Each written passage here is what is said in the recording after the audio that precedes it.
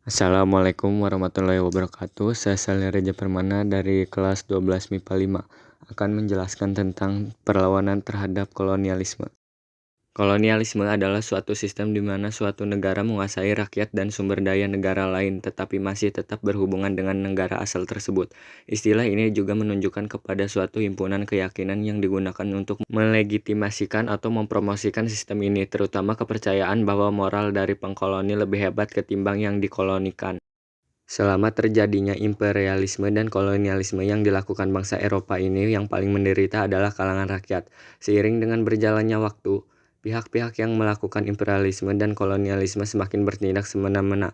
Perilaku inilah yang kemudian memicu timbulnya perlawanan yang dimotori oleh para petinggi di kerajaan, para pangeran, sampai kalangan biasa untuk mengusir penjajah dari tanah air. Berikut perang yang terkenal di Indonesia. Adapun beberapa pertempuran yang terkenal dan tercatat sejarah diantaranya adalah sebagai berikut: Perang Tandono, perlawanan di Maluku, Perang Padri, dan Perang Jawa. Perang Tondano. Jadi perang ini terjadi di kisaran abad 17 dan berakhir di abad 19. Tokoh utama yang menggelorakan perang ini adalah seseorang bernama Tewu. Selama hampir 200 tahun, masyarakat Minahasa berjuang bahu melawan penjajah yang dilakukan oleh Belanda.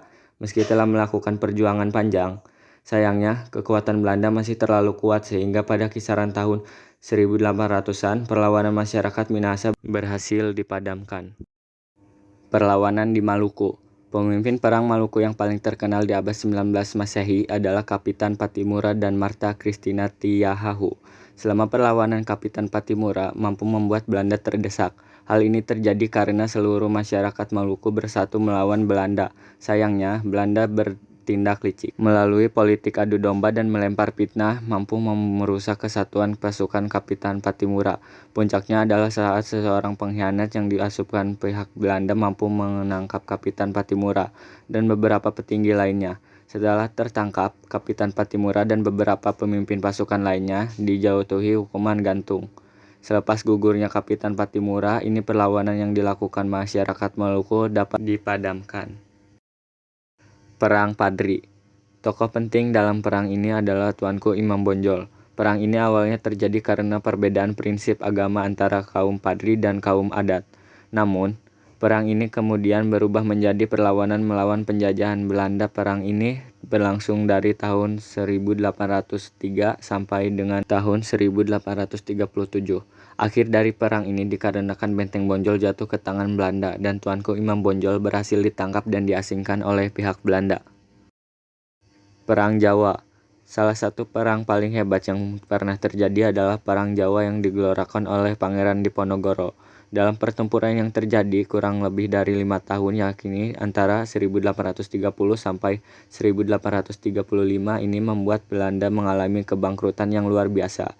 Selain itu, adanya perang ini juga membuat jumlah penduduk laki-laki berkurang drastis, karena banyak kaum laki-laki yang gugur dalam peperangan ini. Perang ini berakhir ketika Pangeran Diponegoro berhasil ditangkap dan diasingkan Belanda melalui siasat yang licik.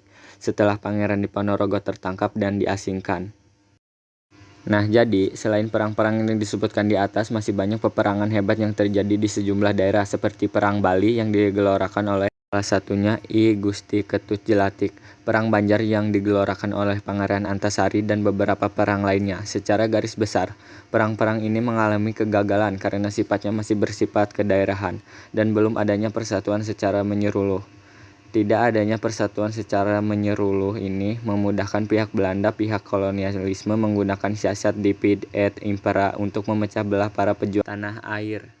Nah, jadi itulah sedikit penjelasan tentang perlawanan terhadap kolonialisme. Apabila ada kekurangan, mohon dimaafkan. Sekian, terima kasih.